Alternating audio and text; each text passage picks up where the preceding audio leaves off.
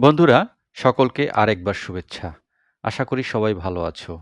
আরেকটি কবিতা নিয়ে আমি উপস্থিত হলাম। এবারের কবিতার নাম আমিও জানি না।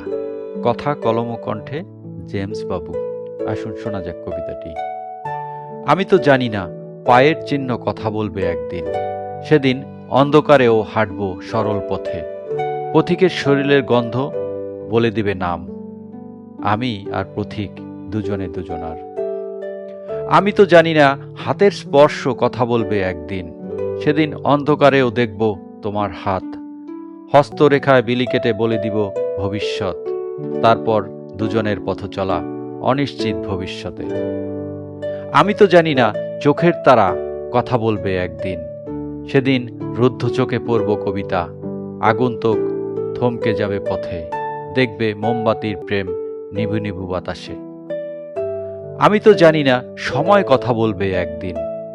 পথিক পথ হারাবে যাযাবর আমার মতো। অসীম সময় তবু থমকে আছে টিক টিক। তুমি দেখছো না দাঁড়িয়ে আমি তোমার কপালে। 50 কেটে গেল তবু আমিও জানি না।